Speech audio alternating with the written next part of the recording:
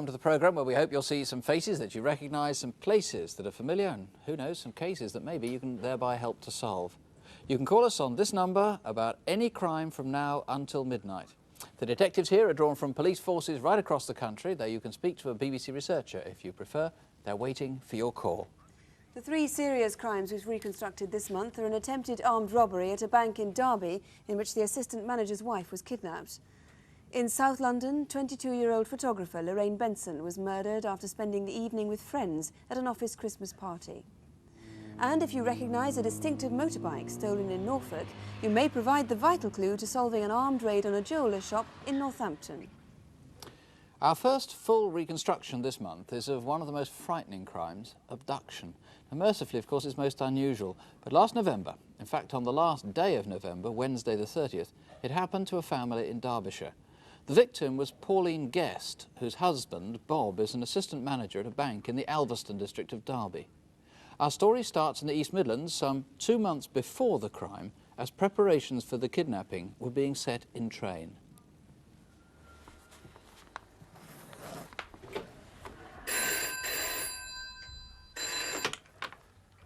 Hello?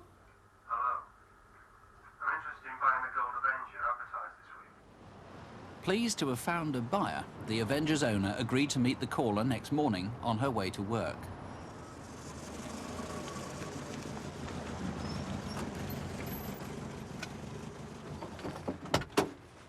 Hello. Don't get out. Hello. Yeah, looks all right to me. I'll give you the full amount. Really? Well, that's great. Actually, there are one or two things I should tell you about. And, That's all right. I only need it for one job. Oh, Here you okay. are. A man of the same description made two other equally quick buys, a motorbike from Huntington and a white van from Kings Winford. None of the three vehicles turned up till 1 month later. This is the Stocker Flats estate in Alveston in Derby.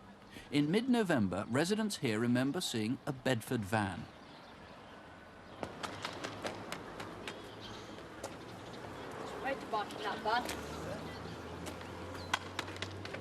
That same resident noticed the white van behind him as he was driving home a few days later.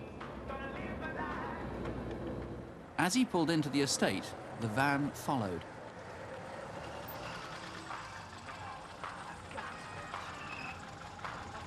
While he reversed, he was curious to see who'd been parking the van here all that week, and he clearly remembers that getting out of the passenger door was a woman followed by a man. Neither of them has since been traced. 10 miles away in Ripley, the Gold Avenger was seen several times outside the home of the assistant bank manager.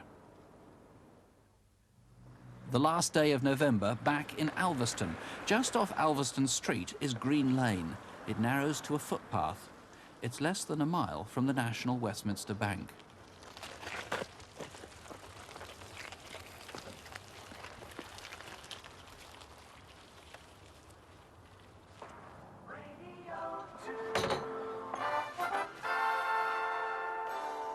The news at 8 o'clock on Wednesday, the 30th of November. Good morning. I'm off now, love. Oh, lovely. See you about 6-ish. Have a nice day. Bye. Bye.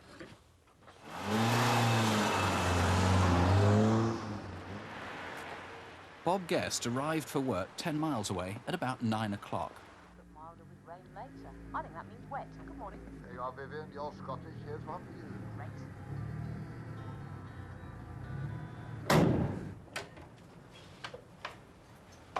Can I help you? I'm the plumber. Oh, no, we don't need a plumber. Oh, must have the wrong house. I'll check. Don't scream a shout! Now get in the house! Shut up! Please, don't hurt me. I won't.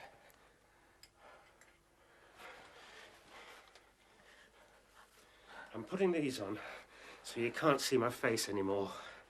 I won't hurt you.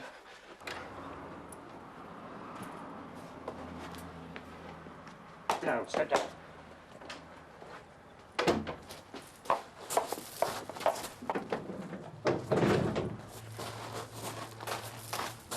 let's go.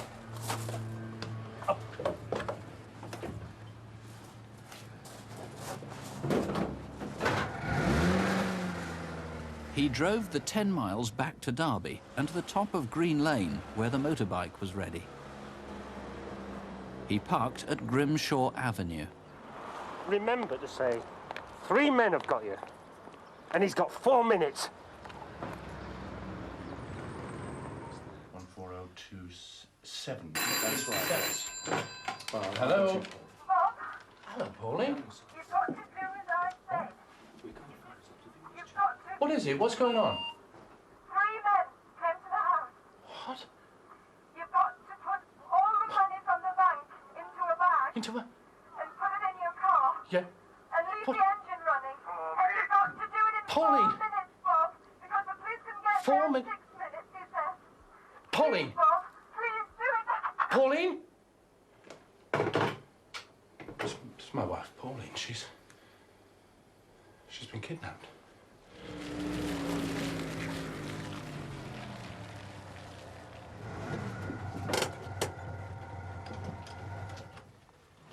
Just stay here. Don't move. I've got a man with a gun at the top of the lane. I'm going to get the money.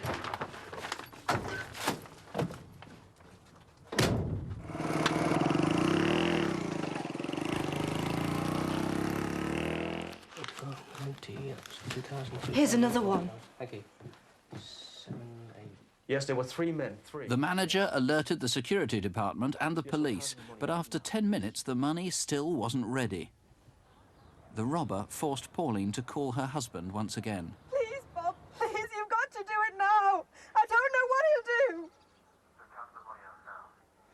The lying bastard! He's called the bloody police!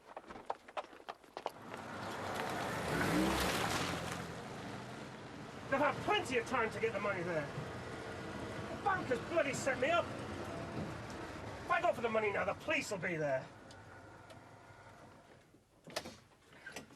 Your husband can't care for you that much. Wait about the money ready. Will I be released? Yeah, in 15 minutes.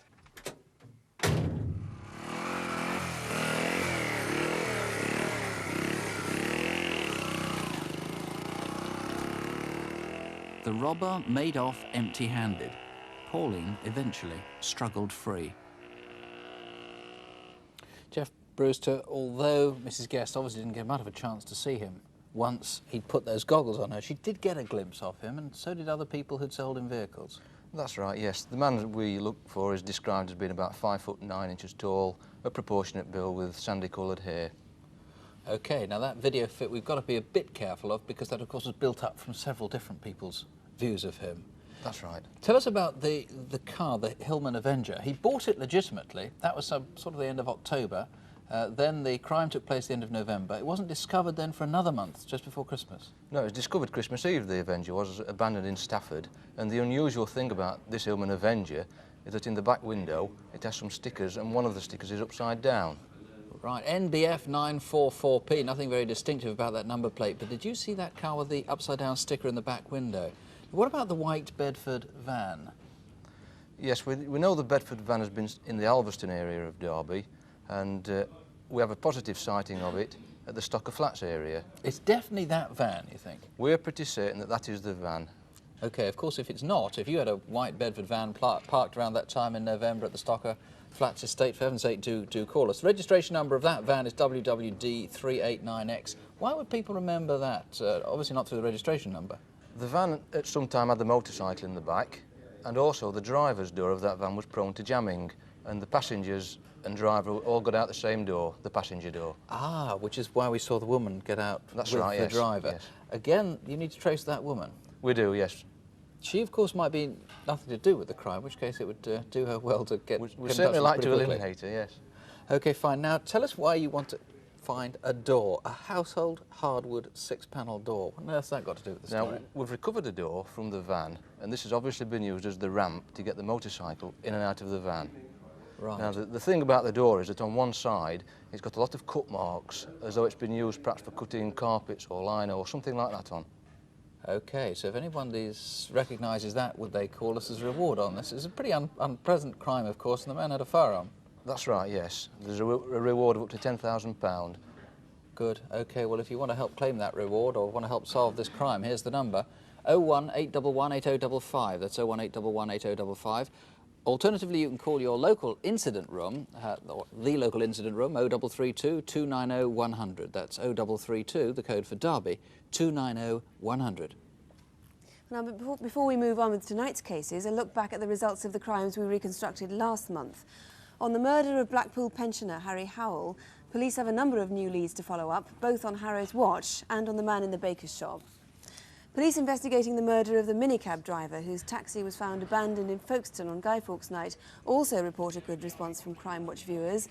At least 3 new witnesses have come forward, and forensic experts have now managed to obtain the offender's fingerprints using new laser techniques. So the investigation does seem to be making progress. Also last month we appealed for sightings of a husband and wife whom several police forces were anxious to question. On the Friday evening after Crimewatch, a viewer from Ainsdale in Merseyside thought she'd spotted them in Southport and she called the police.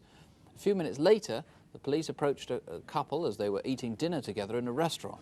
A man has since been charged with 2 offences of obtaining by deception a total of about £65,000. And that was one of last month's photo call cases. Now we have 4 more pictures of people police are hoping to interview in connection with crimes around the country. Here once again is Superintendent David Hatcher. In our first case tonight, we'd like to speak to this man, Brendan Madden. Until last April, he was the manager of a residential home in Bedford. He may have information about a series of frauds at the home. Staff and residents there were conned out of cash totalling over £12,000. Madden is 39 years old, 5 foot 10 inches tall and slim. Call us now if you know where he is. Next, we need your help to find a particularly violent robber. On Monday the 23rd of January, there was a robbery at a building society on Commercial Road in London's East End. The robber, on the left, grabbed a customer and held him hostage at gunpoint while a cashier pushed money into a bag. A demand note left behind in the building society was written on Zenith car hire paper. A man went into Zenith car hire and took away a piece of paper half an hour before the robbery. He may be able to provide us with useful information about the crime. The robber is about 6 foot 1 inches tall, slim and softly spoken. If you've seen him, please get in touch. And do you recognise this man? His name is David Kingsley Evans, and he used to live near Gorsynan in Swansea. We think he might have information about a £200,000 insurance fraud. Between March and December 1986, several insurance companies received false proposals from a company called Bar West Finance Limited in Swansea. That company is no longer trading, but the £200,000 it received is still outstanding. David Evans is 35, over 6 foot tall, with a pockmarked face and short brown hair. If you've seen him, we'd like to hear from you. My colleagues in Burnley want to talk to this man about a series of deceptions carried out in Lancashire and the surrounding region. On 4 occasions, a man has offered valuable gold chains for sale. His victims handed over their money and later discovered that he'd slipped them worthless imitations. Since he first struck at a cafe in Burnley last October, the conman has netted nearly £3,000. He's pulled the same trick twice in West Yorkshire and in January this year at Hull on Humberside. The man we want to speak to is aged 35 to 50, 5 foot 10 inches tall with numerous facial scars, including a burn scar running from the corner of his mouth to the base of his neck. He speaks with an Italian or Yugoslavian accent. Call us now if you know his whereabouts. The number to call for any of those faces is 01811 8055. That's 01811 8055. Our next case is one you may have read about in the newspapers just before Christmas. Shortly after midnight on Monday the 19th of December, 22-year-old photographer Lorraine Benson was murdered after spending the evening at a staff Christmas party in Clapham in South London. The tragedy is the greater because shortly before she was killed, several witnesses saw or heard things that made them suspicious, but they weren't sure enough to call the police. It's a message to all of us. If any of us sees or hears something that worries us, always notify the police. They really won't think you're wasting their time. Because there are so many clues and sightings of Lorraine that night, there's a better than usual chance that Crimewatch viewers may be able to help identify the killer. Our reconstruction begins to the south of London in Croydon, where Lorraine had been working as a photographer. Just keep nice and still. A nice big smile for Mum. Come on. Lorraine worked for a company called Pastel Portraits, which specialises in taking family portraits in department stores. Over the Christmas period, she was based at the Children's World store in Croydon. And smile. Right? Lovely. Hang on. Lorraine had a special way with children. She was good at her job and determined to do well.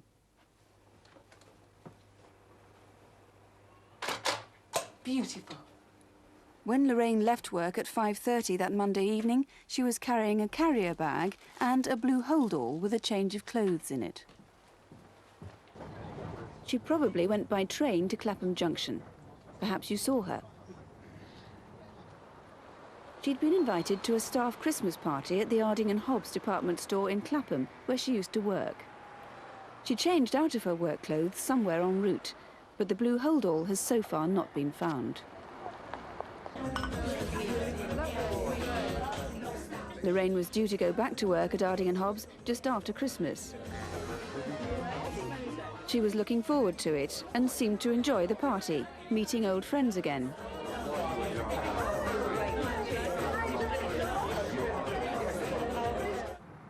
Seven miles away, Sarah Patterson was leaving Raynes Park station on her way home.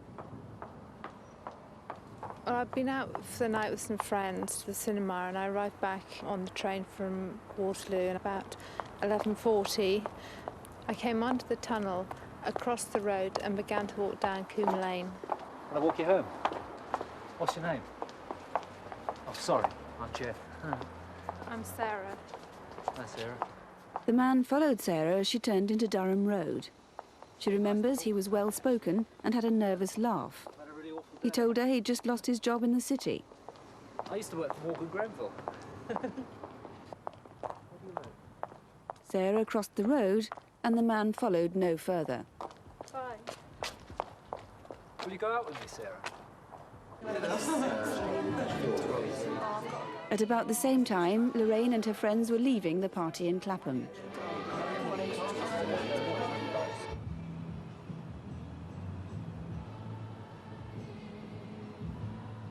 Lorraine asked two of her friends to walk her to the station.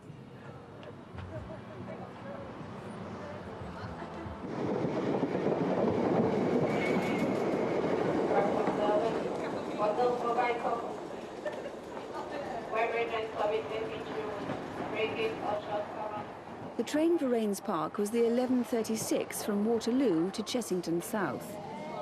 It arrived at Clapham Junction at 11:44. George Holdsworth had just left the same party. He was looking for a smoking carriage. George and Lorraine had worked together at Arding and Hobbs. Take care. What are you doing on this train, then? I'm going to see my mates. Staying the night in his place. Oh, really? What's that for? He's gone off to Australia tomorrow, so I'm going down the airport to see Norfolk.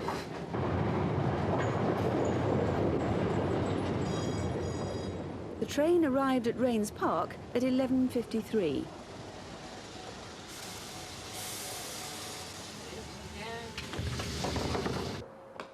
George remembers the station was almost empty. As they walked out of the station, Lorraine told George she had to ring her friend to ask him to meet her. So George left her at the phone box. All right, take care then.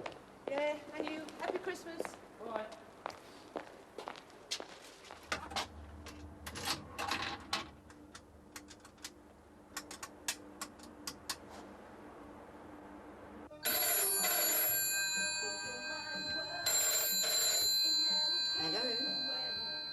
Hello, Lottie. It's Lorraine. Look, I'm down at the station. Can you ask Peter to come down and meet me? Yeah, I'm sorry, love. He's not back yet. Oh, it's all right. It doesn't matter. Look, I'll start walking up on my own. See you later.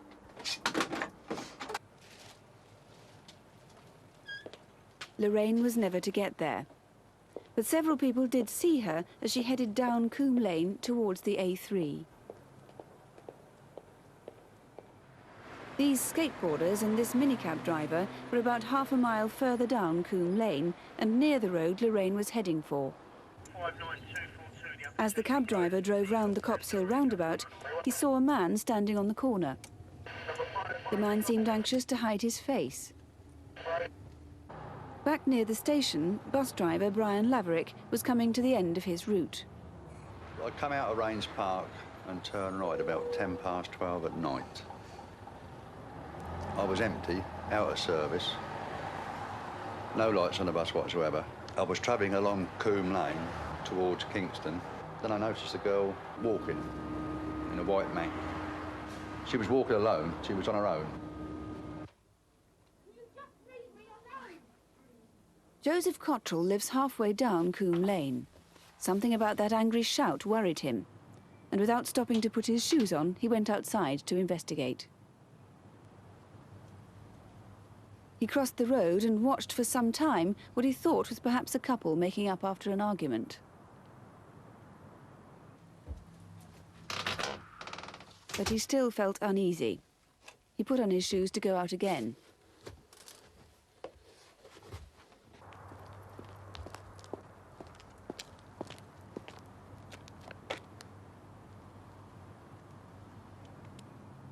Now the street was empty.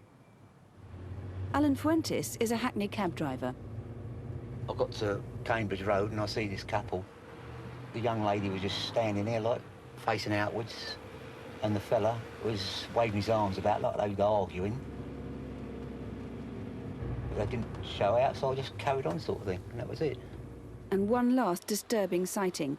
A couple were driving home past the Cops Hill roundabout. Do you think she's all right? Yeah, she's probably drunk. At about midnight, Jason and Nathan Cook were still skateboarding opposite Cambridge Road. Jason, did you hear that? The scream seemed to come from the direction of the allotments.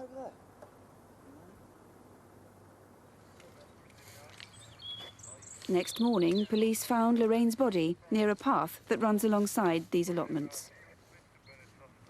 She'd been strangled. Detective Superintendent David Fielding is in charge of this case. Just to get it absolutely clear to start with, was Lorraine the sort of girl to go off with somebody? She certainly wouldn't. Lorraine put up a tremendous fight. Her honour was very important to her. And of course she paid the ultimate price. She lost her life. And I feel that someone certainly knows who killed Lorraine. And I asked them to think about it, call us tonight. The sad thing is that the whole story is full of if-onlys. So many people saw Lorraine in circumstances that concerned them but didn't do anything about it. Well, Lorraine telephoned home, spoke to her father at about 8:30 that night to say that she wouldn't be home that night. She arrived at Raynes Park station hoping to be met and then would walk along to her ultimate destination. Unfortunately, her friend wasn't there to meet her. After that, she made a telephone call and then she walked down this very wide, brightly lit road facing the oncoming traffic, so she minimised the risks. Yes. We've seen the sightings that those witnesses saw. What are the gaps now in what you know about Lorraine's walk down Coombe Lane? Well, we know about the confrontation that she had about half a mile down, but I'm certain that other people in that area saw something suspicious. They may have seen Lorraine either on her own or being followed down the road or arguing with this man who we've seen on the video. And also, it's possible that someone else has seen this character who turned his back on the cab driver at the roundabout. And we want to know who he is and who is the man arguing with Lorraine. Yes, anybody should come forward. They might have this vital piece of information that might trace this man. There's his description there. He's 6 foot tall, thin, hollow-cheeked, unshaven, dark collar-length, scruffy hair, well-spoken, and he calls himself Jeff. Do you think Jeff and the suspect could be the same man? It's possible. But someone must know who Jeff is, and I would ask them, come and see us. We've got to speak to him, perhaps to eliminate him. There's one more sighting which could be vital and took place 2 days before the murder on Saturday the 17th of December. A woman was cycling home down the pathway where Lorraine's body was found, and she remembers seeing a man who looked like a tramp and tending a fire. He stepped into her path and forced her to swerve. So again, that tramp could be, again, the same man as Jeff and the suspect you're looking for who was seen Lorraine. Could be. We certainly want to know who the tramp is and who Jeff is, yes. Well, finally, we still haven't found a belt that Lorraine was wearing that night. That could provide a clue if somebody could find that. It's the one item of accessories that is missing. and we certainly want to find it's possible that it's been thrown away or hidden even. So, yes, anyone who got any information about that, please come and see us. If you recognise that or if you can help in any way, I know that the local people feel so strongly about this, they've got together to put up a reward to find whoever killed Lorraine. The number to the studio here is 018118055, or the direct line to the incident room at Wimbledon Police Station is 01541 1212. That's 01541 1212. If you know anything at all that might help, please do ring. Now some more news on cases we've covered in the past, and one disturbingly similar. Back in some reconstructed events leading up to the murder of Suzanne Greenhill, a young deaf woman who was found dead in her flat in Wales. Crimewatch viewers provided many new leads on this case. It wasn't as a direct result of the programme, but last week a man was arrested and has been charged with Suzanne's murder. One of last month's photocall cases was an armed robbery on a building society in Kilburn in northwest London just before Christmas. We showed pictures of a robber caught on a security camera, and as a result of viewers' calls, 2 men have now been arrested and charged with a total of 10 robberies, all in the London area. Well, now, Aladdin's Cave. Last month, several viewers leapt to call us when they recognised their belongings on the screen. Among them, someone from Henley-on-Thames identified some figurines, and a viewer in Harrogate identified 2 vases and some jewellery. As a result, 2 men have been charged with burglaries. Let's see what happens this month to pick out the best and the most unusual pieces. Here's John Bly. Thank you, Nick. Well, I think I'd rather start with this helmet, actually. The chainmail here is a little bad condition, but the rest of it is quite superb. The state of preservation is wonderful. It's an important item, and I think from originally, now missing from, an important collection. A little more domestic, we've got a little tea caddy. Now, this is a little box made of rosewood around about 1830. But what is magic to me, you see these 2 marks here, these 2 rings. That is where somebody over the years has opened the box like that. For the last, goodness knows how many years it's taken to get that sort of patina. That's quite magic and unique, so that should ring a bell with somebody. Now on to some silver. This pot was made by Robert Hennell in 1812. It's a very good example of the period, but later inscribed, as was their wont. But the inscription itself is charming. This is one from Rosetta Salomons, Thea Levy, Michael Emanuel and Henry Emanuel in response of the services rendered by Sarah Impey to their dear mother during her last illness, March 1836. Isn't that charming? Let's hope it reminds somebody in the Impey family or the Emanuel family of where that might have been for the last 50 years. Now we've got a 2-handled cup in the sort of style of the 1890s to 1920s, and that's when this was made and presented by the Wirral Hunt Races. This is the Farmers' Race Cup, 1921, won by Mr. M.B. Hassels on a horse called Jupiter. Now to my favourite type of engraving and inscriptions. This is where a group of chums get together and have their autographs engraved around the recipient's initials. And this is probably everybody at the yacht club or down at the golf club. And Mr. J.C.H. received this little tray from his friends on the 25th of the 6th, 1948. Not really an antique, but a very important, nice little thing. At the front, we've got some good quality porcelain figures. Those 2 aren't terribly old, but they're Meissen, they're hard-paste porcelain, and they're in the 18th century style. The 18th century, we've got this portrait, a rather stern-looking gentleman, an oil on canvas, and over here we've got some little portraits in miniature. Now, these are miniatures which are very collectible today. This group, unfortunately, are commercial reproductions. There's of no real value. But here, right at the end, there's one of the most beautiful ladies. She's about 1840, 1845, in her original frame, and above her, a gentleman about 1820 with a blue coat on, and he's got a marvellous twinkle in his eye. I like him very much. And to end with, we've got a Bible, silver-backed and silver front, and inside, yet another magic inscription from to Marjorie Turner, The Red House, from Grandma, Christmas 1918. And I hope that jogs a memory somewhere. And if you think any of those things could be yours, give us a call, 01811 8055, or you can ring the police station at Bexhill in Sussex on 0424 213 630. That's 0424, the code for Bexhill, 213 630. If you remember on Photocall, we showed a picture of a man who was thought to be a con man. He had facial scars and thought to be the person who'd passed off some jewellery as gold. In fact, it was worthless. We've now had 4 callers who've rung giving the same name, and police are working on those tip-offs right now. We move now to this month's incident desk, some short appeals on crimes from around the country. How the Pope's gift of a ring was stolen from the Cardinal of all England. A distinctive tie that might help trace a gunman who raped a woman and left her for dead. The small train robbery, how precious steam engines were stolen from their miniature depot. And the smoke that vanished into thin air. How a convoy of cigarettes was hijacked on the open road. Here's Superintendent David Hatcher. First, we're looking for a man who carried out a vicious rape and attempted murder. A woman was attacked in the early hours of December the 21st at Swanscombe outside Gravesend in Kent by a man with a black air pistol and a double-bladed Bowie-type knife. He took her to a nearby quarry where he raped, stabbed and tried to strangle her. She was in intensive care for a week, but thankfully is now making a satisfactory recovery. We think her attacker left behind this tie. It's dark blue and covered in red, yellow and white crests. It's a 1980 to 1982 school tie from the Downs Comprehensive School in Dartford, which is 7 miles away. This one has been restitched by hand at the back, and it goes all the way up here. A name tag might have been ripped from here, and a small piece is missing from one end of it. Do you recognise it?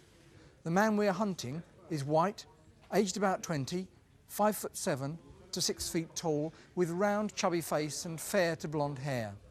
He was wearing a dark padded anorak with yellow and red tucks on the shoulders and black gloves with red padding on the backs. The same man may be responsible for indecently assaulting a woman just last Saturday afternoon at Darrenthwood Lane near Dartford. The description here is 20 to 25 years old, 5'10", with short fairish hair. He wore a brown cloth bomber jacket and jeans and told the victim he came from nearby Swanley. Please ring us if you recognise him or know about either attack.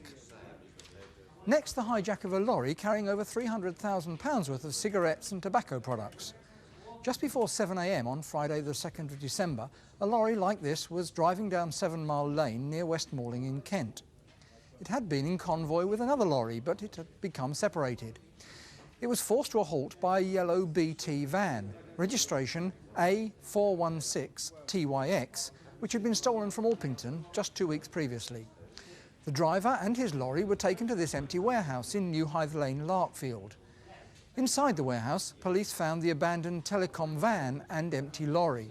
I think the thieves must have unloaded the contents into another vehicle of similar size. The driver, who was roughly treated, describes at least 2 men who were black, clean-shaven and in their mid-20s. One, he says, was 5'8" tall and had a round face, and the other was 6'2" and well-built. If you've any information, please get in touch. There's a reward of up to £30,000 being offered.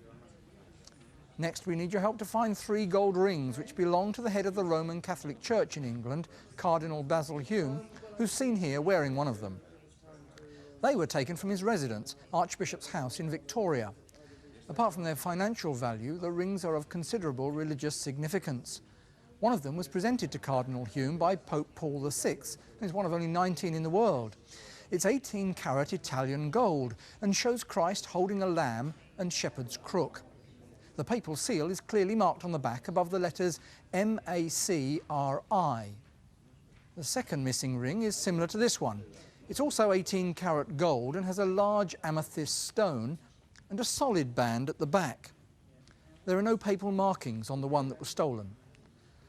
The third ring is also gold and has a green stone with red veins. That's known as a bloodstone. We'd like to hear from you if you've been seen or been offered any of them. Now, I'm sure these will bring back a few childhood memories, but these are locomotives with a difference. They are rare, expensive, and identical to one stolen during a burglary in Colwyn Bay, North Wales last November. This one, rolling in now, is a replica of an Argentine state railway locomotive made by Lehmann of Germany, as were these other 2. This one represents the Hirado State Railway of Colombia, and this one, the Indian State Railway. Now, they're valued at between £3,500 and £4,500 each, while this steam locomotive is an OS Porter Mogul. It's valued at £3,000. But lastly, the pièce de résistance is this Astor's electric model of the world's largest locomotive, and it's called the Big Boy. There are only 30 models in existence. This one was lent to us by London Toy and Model Museum. and each of those is worth £10,000. Their size and rarity make all the locomotives particularly distinctive. So if you know the whereabouts of those stolen engines, call us now. Indeed, if you have information to add on any of those incident desk cases, please do ring us on 01 811 8055. Well, next, an armed raid on a jeweller's shop in Northampton, which happened at the end of November. 2 bystanders tried unsuccessfully to foil the attack. Thankfully, neither of them was hurt, but police are worried because the robbers seemed pretty unpredictable. Our reconstruction begins 6 days earlier near Downham Market in Norfolk.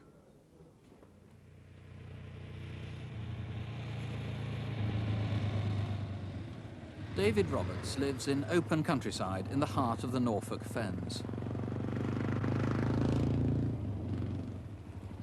His home is Eel Pie Cottages, a remote terrace of 5 houses surrounded by fields.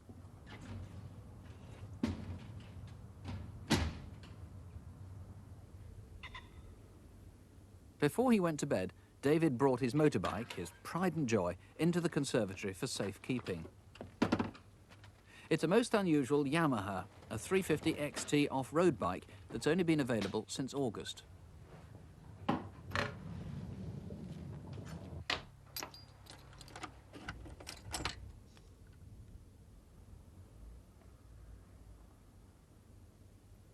At 10:20 at the other end of the terrace, Martin Watkins was watching television when he heard a vehicle coming down the lane. It's unusual for cars to be down here. Only visitors to the Watkins household come to the end of the lane. So Martin was curious.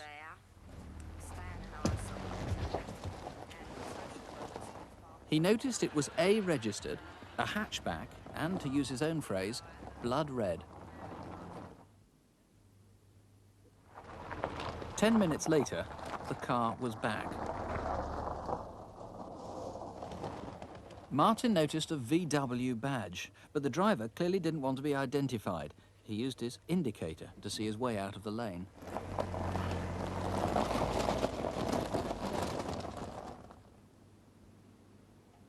Sometime that night, David Roberts' bike was stolen.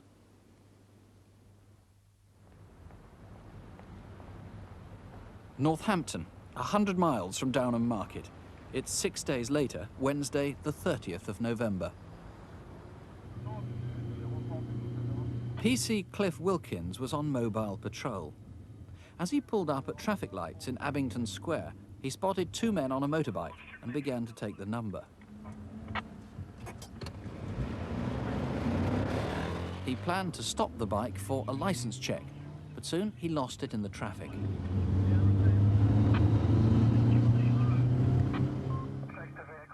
Later, as PC Wilkins was parked opposite Gold Street, writing up reports, he saw the same bike.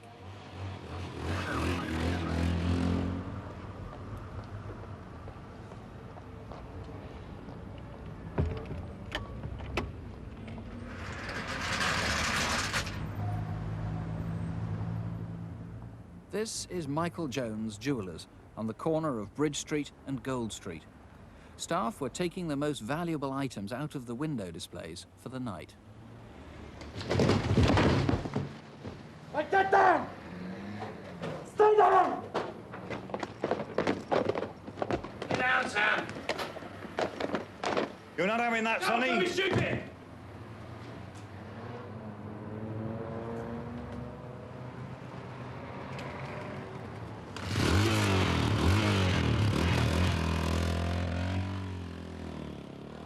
This young passerby tried to have a go at them.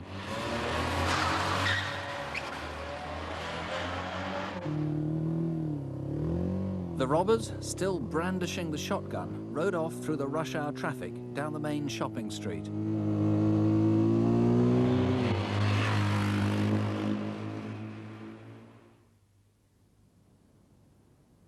This is a mile away, Lawrence Court, on the north side of Northampton, where the robbers abandoned the bike. Just around the corner at 5:30, James Adams was ferrying books and files to his car, which was parked in Deal Street.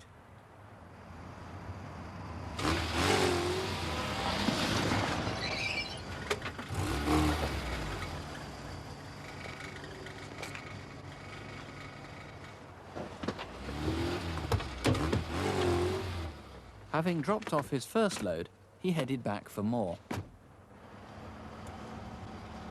Where the hell have you been? I've been waiting here for ages. He remembers the car was a red hatchback, possibly a Metro, possibly a VW Golf. Well, Smile, let's go back to that car in a moment. It's the motorbike that's intriguing because I gather that XT350 was so rare that any biker who'd seen it is likely to have remembered it. Yes, it is a very distinctive model, and as you've heard on the film, at that time it was considered to be quite a rare model. Now I'm desperate to find out where that motorcycle was in the 5 days between it being stolen and being used on the robbery in Northampton. So if anybody saw a black Yamaha of that sort, a XT350 trials bike, we'd like them to call us. Anytime, the 6 days up to the end of November, really? Absolutely. It must have been stored somewhere in that 5 days. Now, why was it stolen from this place near Downham Market? I think even locals will accept it being called the back of beyond, this particular area, because it's really very difficult to find. I'm absolutely baffled as to why anybody would go to such a remote area and go to such lengths to steal a motorcycle and then use that motorcycle 100 miles away in Northampton. I'm totally baffled on that one. Now let's come back to the cars. There were 2 red cars. One, of course, was seen where the bike was stolen. Tell us about that one. That's, we think, a Passat, we said. That's right. We believe it to be a blood red, A-registered Passat. OK, and the other one, which was seen in Northampton, also red, but could have been a Metro, could have been a Golf? We're not sure on that one. It could be a red Metro or it could be a red Golf, but we're fairly happy that it's red and fairly happy that it's a hatchback. Right, there must be somebody watching who knows who did this. There was a sawn-off shotgun involved. They're not pleasant characters. They were described as pretty unpredictable, and there's a reward. Yes, there's a substantial reward which is available for information which leads to the arrest, conviction and to the recovery of this property. OK, well, thank you. The number here is 01811 8055 if you can help, or you can ring Northampton Police. That's 0604 700 700. Ask for the incident room. It's an easy number to remember. 0604 is the code for Northampton, 700 700. Well, we're getting quite a lot of calls coming in. In our photo call, we asked for news on the whereabouts of somebody called David Evans, who was wanted in connection with a big insurance fraud. 2 callers have rung in to say they know him personally. One says he's gone to Spain, but the other person has given a UK name and address for him. So that's being followed up. On Lorraine Benson, a caller says he or she saw a man fitting the description of the tramp the day after Lorraine was killed. This lead is now being followed up. And another caller believes that they know the mystery man called Jeff and has given a telephone number to police. So again, those are being followed up. Brendan Madden, another one from our photo call cases. A caller has given a current address for him and police are on their way. He's wanted in connection with conning people out of money. And Gravesend, the attempted murder there. One person claims to know the person and the police are finding him too. They think they know who used the tie, so that's being followed up. That's just about it from us for today at the moment. We're going to have more news on Crimewatch Update later. That's on BBC One at 11:15, right after question time. If there are developments overnight, you can hear about those on Open Air at 11:30 tomorrow morning. Calls are going to be coming in here until midnight, so if you have any information, please do ring. You'll find all the local numbers on CFAX, page 186 if you have that, or you can write to us if you prefer at Crimewatch UK, BBC TV, London W12 7RJ. And there's some news just coming in about the Derby abduction. More of that on Update. You don't have to call yourself a guardian angel to help cut crime. Anyone can do it simply by helping the police. Hundreds are doing it right now. Do join us next month. If you can't stay up for Crimewatch Update, don't have nightmares. Do sleep well. Good night. Good night.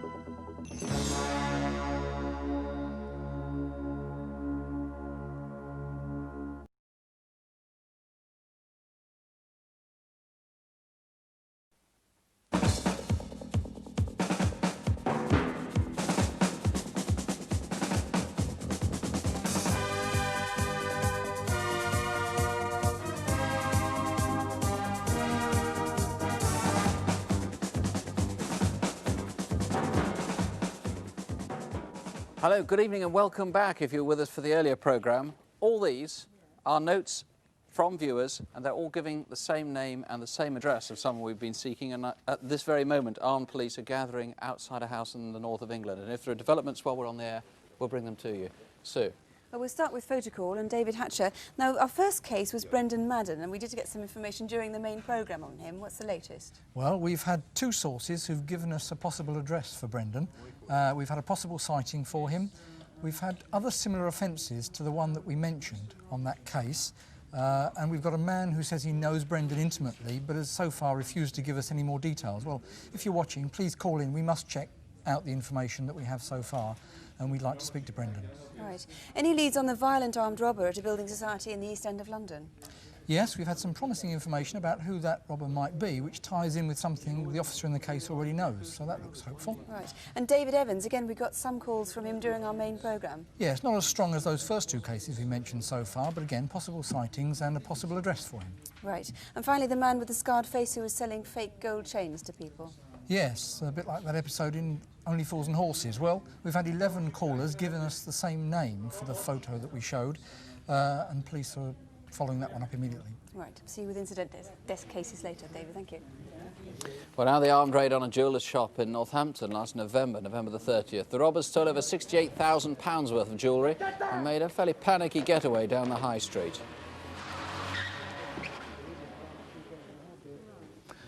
Bob Smart, you haven't been looking exactly exhilarated about the calls. Well, we've had a number of phone calls and there are still quite a number coming through, but regrettably it's still a mystery as to where that motorcycle spent the 5 days between when it was stolen and used on the robbery in Northampton. Now, for people who didn't see the earlier programme, and if there are any bikers watching now, it was a Yamaha XT 350 trials bike. Very, very rare, very unusual, would have drawn their attention if they'd seen it. That's right. Our inquiries with Yamaha confirmed that it was a very rare model at that time. OK, now one of the reasons perhaps we didn't get the number of calls you wanted locally was that our caption gave the wrong telephone number. Let's just correct that. The incident desk is 0604 703 665. 0604 703 665, and let's hope we get some more calls. And our apologies if you've been trying the wrong number earlier on this evening. Sue. Well, our next case was the murder of the young photographer, Lorraine Benson. It was Monday the 19th of December, just 6 days before Christmas, and she spent the evening at an office party. Shortly after midnight, as she walked from Raynes Park station towards the house of a friend where she was going to stay, she was attacked and killed. And Mr. Fielding's been taking the calls. What sort of calls have you had? Well, we've had over 140 calls tonight. Some have been very interesting, and of course we're extremely grateful. But I'm rather disappointed that we haven't had any further sightings of Lorraine in Coombe Lane. Right. Which Perhaps is we could most just look at the important. map on that, just to get our geography right. From Raynes Park station, she walked along Coombe Lane in the direction of Kingston and the A3. We had several sightings of her in Coombe Lane, but you desperately need more. We need to piece together that case. We do. What about the description of the man himself? There are a few discrepancies, but it's a composite description we've got. Yes, it is a composite description, but two of our witnesses always said that they believed that the man who was arguing with Lorraine was wearing either a leather or a leather look hip-length jacket, which is slightly shorter than the one that we've seen. Right, so if anybody sees anybody like that, please do let us know. Yes. Mr. Fielding, thank you. Well, now to see if anyone has claimed those treasures from Aladdin's cave. Here's John Bly. Well, yes, indeed. I'm very pleased. We've had a lot of calls about a lot of things. Firstly, we've got somebody of the Impey family who's definitely said that they might have some history on this piece, the lovely teapot, and my favourite type of engraving I showed you earlier, with all the people's autographs around the outside. We think we have traced the original recipient of that in 1948. The balloon seller, that one of the modern pieces that I told you about, we've got a positive identification on that, and I'm particularly pleased to say that somebody has identified this in a house or a home in Ipswich, and this is the little Bible which was presented by Grandma in 1918 at Christmas time. So I'm very pleased about that. It's going back to its home again. Well, now we'll look at the calls that have been coming in on our incident desk cases. David, what's been coming in? First of all, information on the man who committed a very violent rape near Gravesend in Kent. Yes, a terribly serious case, Sue. Well, we've had a suggested name for that artist's impression that we showed you. That was in connection with an indecent assault last weekend, which may or may not be connected. Either way, we want to catch that man. Right. Also, we've had an anonymous caller who says they recognise the tie that we showed you. This is the tie here, and they've promised to ring again. Well, please do. This is a very dangerous man we're seeking, and this is a vital clue in that attack. So please call us. Right. Now, what about Cardinal Hume's 3 gold rings that were stolen? Yes, there were 3. One was solid gold and had Christ and a lamb on it. The second one we mentioned had an amethyst stone in, like this one, and the third one had a bloodstone. Well, we've had a caller who's given us an address where one of those rings might be, and that's being followed up. OK. And finally, those very distinctive model engines from Colwyn Bay. I can't believe nobody's recognised those. Well, we've only had about 5 calls on that particular case. We've had a lady in Gent who say they know of a shopkeeper who sells and deals in model trains who said he'd had a caller offering him trains like these at a ridiculously low price. So we'll be following that one up. Right, David, thank you very much. Now the abduction of a woman in Derbyshire last November. Pauline Guest was forced out of her house at gunpoint in an attempt to extort money from a bank. Her husband was an assistant manager. Jeff Brewster, you've had a lot of good calls tonight, I know. Yes, it certainly generated the inquiry again this evening. You say generated again, because I gather it had almost died on you. It had, yes, very much so. What sort of information have you heard? We've had callers who've sighted the Avenger in the Ashby area and Cannock areas. This is the gold Avenger that was seen outside the assistant bank manager's house? That's right, yes. And the white van was had a sighting, a possible sighting, I'd rather say, in the Oakwood area of Derby, where a lady who was described as rather plump in company with a man was seen to leave the van. But we've also had 1 or 2 anonymous callers, and I'm rather interested in a couple. One lady rang into the Derby office, and she assures them she knows the identity of the offender, but she was rather distressed and hung up. And I would appeal to that lady to ring back. And also another caller who knows who purchased the Avenger. I would appeal to that person to call back also. OK, the Avenger was NBF 944B, and the guy didn't change the plates on it. We've got a video fit, which we should say is a composite picture. It was, in other words, put together by several different witnesses, but a police officer thinks he recognises the villain. Yes, a police officer who's since retired, but they seem to think that they know the identity of the photo fit. Right, you're obviously very pleased with the results. Good, thanks very much. Thank you. Well, that's all for this month. If you've been trying to get through and haven't succeeded yet, the lines are open here till midnight, so do please keep trying. Or you can phone the investigating officers direct, and all the numbers will be on your screen in a moment. They're also on page 186 of CFAX if you have that, or you can write to us at Crimewatch UK, BBC Television, London W12 7RJ. Of course, you can always contact your local police. If there are any developments overnight, you'll hear the news on Open Air tomorrow morning at 11:30. We're still awaiting to hear what's happened about the police who are, I think, now surrounding a house. There are armed police there, but we haven't got any news we can give you yet. We'll be back next month on March the 16th, and just before we go, we can tell you there have been significant developments on that armed raid in Northampton. As a direct result of Crimewatch, police tell us several people are already helping them with their inquiries, but for legal reasons, that's all we can tell you at the moment. Until next month, don't have nightmares, do sleep well. Good night. Good night.